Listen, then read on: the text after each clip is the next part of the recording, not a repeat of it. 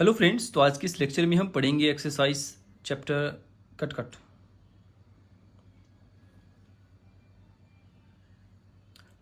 Hello friends, तो आज के इस लेक्चर में हम पढ़ेंगे चैप्टर 8 के बारे में, जहाँ पे हम सीखेंगे आज चैप्टर 8 का बेसिक।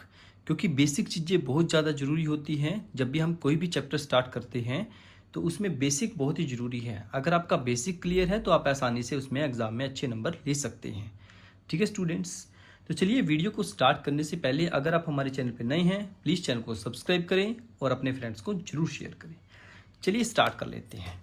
तो बेसिक में सबसे पहली चीज़ जो हमारे पास आती है, ट्रिग्नोमेट्री का यूज़ कहाँ पे होता है। ठीक है ना, क्योंकि थोड़ी सी जनरल नॉलेज की चीज़ें आपको पता होनी चाहिए कि ट्रिग्नोमेट्री यूज़ कहाँ पे होती है हमारी।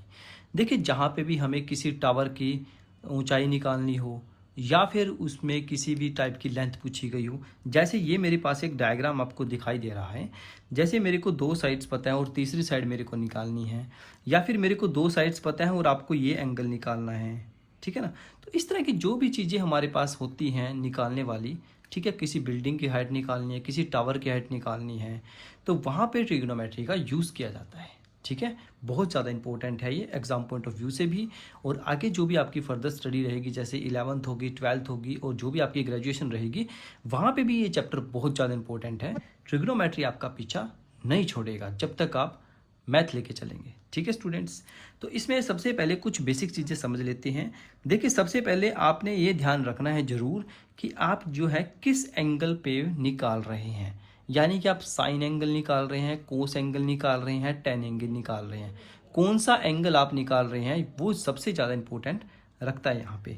देखिए, हमारे पास यहाँ पे ये जो ट्रायंगल है वो है हमारे पास, इसको हम बोलते हैं, क्या बोलते हैं इसको हम, जिसमें एक एंगल 90 डिग्री का होता है उसे बोलते हैं राइट एंगल ट्रायंगल। क्या बोलते हैं इसको? Right angle triangle. ये मेरे पास एक राइट एंगल ट्रायंगल है। ठीक है, जब भी हम ट्रिग्नोमेट्री की बात करेंगे तो हम राइट एंगल ट्रायंगल का ही यूज़ करेंगे। ठीक है ना, क्योंकि उसी में हमारे पास फॉर्मूले वगैरह लगते हैं पाइथागोरस थ्योरम के। ठीक है, चलिए अब देखिए, जहाँ भी आपका एंगल बना होगा वहाँ पे जो भी हमारे पास निचली वाली जो साइड होती है उसे हम बोलते हैं बेस। क्या बोलते हैं इसको हम? बेस। ठीक है, वो जो सबसे लॉन्गर वाली साइड्स होती हैं उसे बोलते हैं हम हाइपोटेनियस। क्या बोलते हैं? हाइपोटेनियस। और जो हमारी बेस के बिल्कुल इस साइड में जो हमारे पास जो साइड होती है उसे बोलते हैं हम एल्टीट्यूड। ठीक है, एल्टीट्यूड बोल सकते हैं या फिर आप परपेंडिकुलर भी बोल सकते हैं, परपेंडिकुलर। ठीक है, परपेंडिकुलर बोलें या एल्टीट्यूड बोलें, दोनों एक ही चीज़ होती हैं, कोई घबराने की जरूरत नहीं है आपको। अब देखिए, सबसे पहले पाइथागोरस थ्योरम तो आप सभी को आती ही होगी। ठीक है, क्योंकि हमने 9th क्लास में भी इस चीज़ को सीखा था। तो पाइथागोरस थ्योरम मैं आपको एक बार लिख के दिखा देता हूँ। पाइथागोरस थ्योरम होती है हमारे पास हाइपोटेनियस का square is equal to base का स्क्वायर प्लस, और जो हमारा परपेंडिकुलर है या अल्टीट्यूड जिसको बोलते हैं उसका स्क्वायर। तो ये मेरी पाइथागोरस थ्योरम होती है। इसको आपने ज़रूर याद रखना है क्योंकि ये बहुत इंपॉर्टेंट है। ठीक है ना, क्योंकि इसके बेस पे हमारे पास काफ़ी सारे क्वेश्चंस हैं जो इस चैप्टर से रिलेटेड आएंगे हमारे पास। चलिए, अब हम एक नई चीज़ सीखते हैं जो आपने इससे पहले नहीं सीखी होगी, क्योंकि हमारे पास जो भी ये जो चैप्टर है 8th ट्रिग्नोमेट्रिक, ये 10th क्लास से ही स्टार्ट होता है। ठीक है, तो चलिए स्टार्ट करते हैं। देखिए, सबसे पहले हमारे पास कुछ एंगल्स होते हैं, जैसे मैं आपको लिख के दिखा देता हूँ। साइन ए, कोस ए, साइन एंगल, कोसाइन एंगल। ठीक है ना, टेंजेंट एंगल।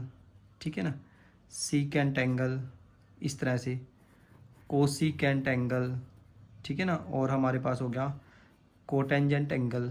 तो ये हमारे पास टोटल 6 होते हैं। ठीक है, इसके अलावा कुछ भी हमारे पास एंगल्स वगैरह नहीं होते हैं। अब इनको हम कैसे निकाल लेंगे, ये बहुत ही इंपॉर्टेंट ट्रिक है। इसको आपने याद रखना है ट्रिक को। मैं इसको आपको इंग्लिश में भी बताऊंगा और हिंदी में भी बताऊंगा ताकि आप आसानी से इसको याद रख सकें।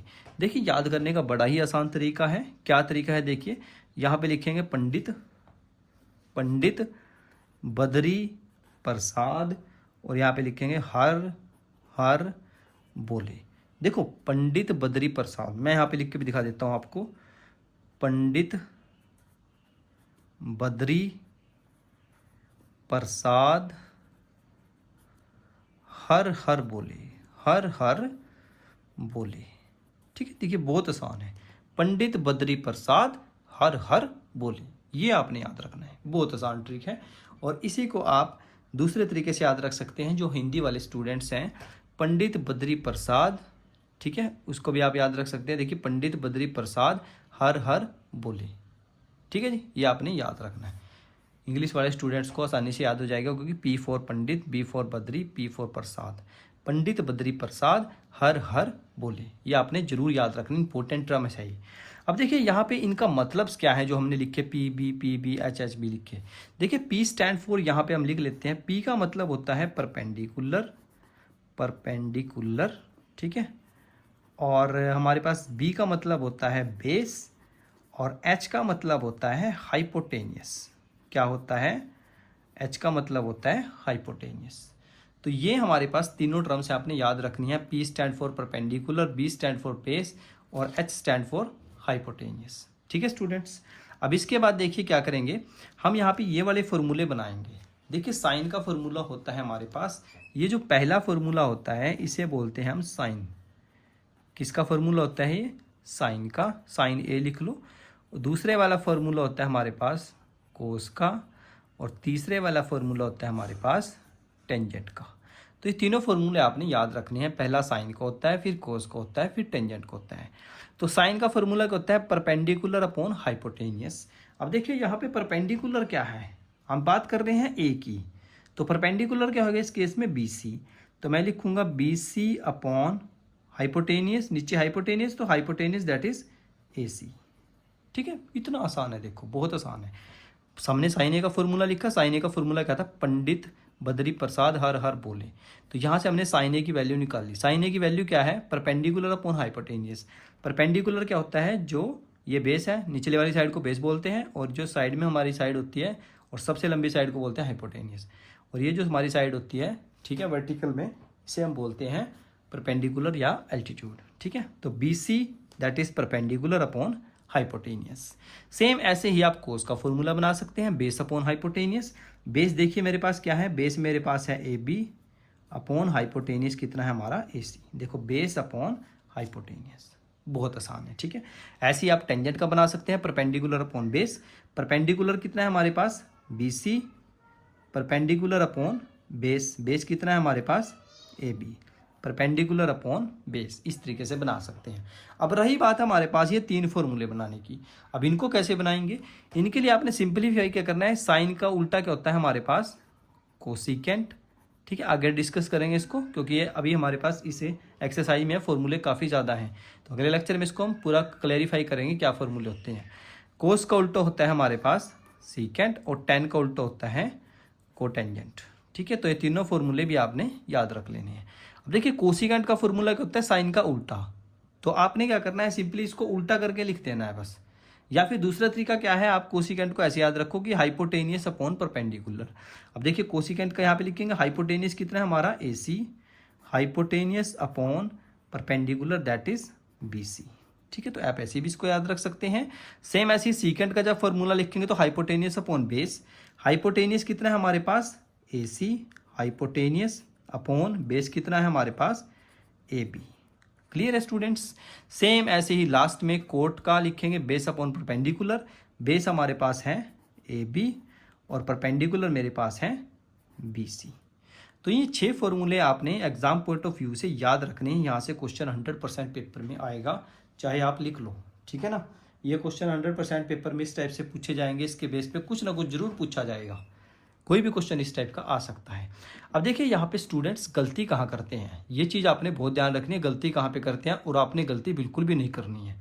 तो गलती कहाँ करते हैं स्टूडेंट्स? देखिए क्वेश्चन में पूछ लेता है वो कई बार साइन सी, ठीक है। अब देखिए यहाँ पे जो हमने वैल्यूज लिखी हैं वो ए की लिखी हैं, यानी कि ए हमारा क्या था? बेस में था। अब वो क्वेश्चन में पूछ लेगा आपको साइन सी की वैल्यू, या कोई भी और वैल्यू इसमें पूछ सकता है, ठीक है। पूछेगा इन दोनों में से है कोई ना कोई, साइन ए पूछेगा या साइन सी पूछेगा, ठीक है, बी नहीं पूछेगा। तो साइन सी की वैल्यू जब हम निकाल लेंगे, देखिए जो भी एंगल यहाँ पे लिखा होता है, अगर वो हमारे पास यहाँ पे लिखा हुआ है तो इट मीन्स क्या है? ये जो वाली साइड है हमारे पास, जो ये वाली साइड है बी सी, ये मेरी बेस बन जाती है। ध्यान रखना है आपने चीज़ को, ठीक है। जो भी हम एंगल यहाँ पे लिखते हैं, हमने जैसे सी लिखा, तो इस एंगल के लिए ये जो ट्रायंगल है वो बेस का काम करेगी हमारा बी सी, ठीक है ना। इट मीन्स क्या है आपके पास यहाँ पे, अगर मैं इसको थोड़ा सा आपको क्लैरिफाई करूँ तो मेरे पास बी तो यहीं कहीं रहेगा, तो सी यहाँ आ जाएगा और ए यहाँ पे आ जाएगा। तो मतलब जब भी आप एंगल निकाल रहे हैं, ए निकाल रहे हैं, सी निकाल रहे हैं, तो वो आपका बेस में होना चाहिए। मतलब कहने का क्या है, वो आपका बेस माना जाएगा। ठीक है ना। जैसे यहाँ पे हमने ए के उसमें निकाले थे वेरिएबल्स के केस में, तो ये ए हमारा, ए बी क्या था, हमारा बेस था। सेम ऐसी जब आप सी के केस में निकाल लेंगे तो ये जो सी है, यानी कि ये वाली जो साइड है बी सी, ये क्या बन जाएगी, हमारा बेस बन जाएगी। ठीक है स्टूडेंट्स। तो अब इस केस में अगर हम इस ट्रायंगल से निकालें साइन सी की वैल्यू, साइन सी का फॉर्मूला क्या था, परपेंडिकुलर अपॉन हाइपोटेनियस। अब ये तो बेस है, तो परपेंडिकुलर कौन सा बनेगा, हमारा ए बी। तो इस केस में जो है फॉर्मूला बनेगा परपेंडिकुलर अपॉन हाइपोटेनियस। हाइपोटेनियस आपका सेम रहेगा ए सी, कोई दिक्कत नहीं है। ठीक है ना। ऐसे ही आप टेंजेंट सी का फॉर्मूला लिख सकते हैं। टेन का फॉर्मूला क्या था, परपेंडिकुलर अपॉन बेस। अब देखिए परपेंडिकुलर कौन सा है, ये तो बेस है क्योंकि हम सी की वैल्यू निकाल रहे हैं, दैट इज बेस। तो ये परपेंडिकुलर है, परपेंडिकुलर अपॉन बेस, इसका मतलब क्या है, A B upon B C. बस इतना सा आपने काम याद रखना है, बहुत इंपॉर्टेंट है ये टर्म। स्टूडेंट यहाँ पे गलती करते हैं, ठीक है ना, पर आप लोगों ने बिल्कुल भी गलती नहीं करनी है, अपने चीज़ों को ध्यान से समझना है। ठीक है। भले ही वीडियो का आप पॉज कर लें, ठीक है, और उसको दोबारा से भी आप देख सकते हैं पीछे करके, कोई दिक्कत नहीं है, पर गलती नहीं करनी है आपने स्टूडेंट्स। ठीक है। सेम ऐसे ही हम निकाल सकते हैं यहाँ पे कोस सी की वैल्यू। ठीक है ना।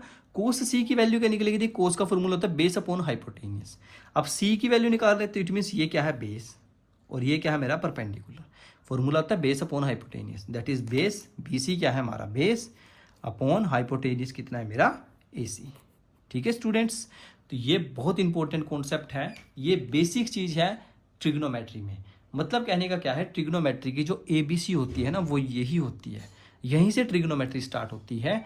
इसके बाद हम नेक्स्ट लेक्चर में डिस्कस करेंगे इससे रिलेटेड कुछ फॉर्मूलेस के बारे में, जिसमें साइन, कोस, टेन, सीकेंट, कोसिकेंट और कोट का रिलेशन कुछ ना कुछ आएगा। ठीक है। तो वो भी डिस्कस करेंगे साथ के साथ ही, और क्वेश्चंस को ट्राई करेंगे।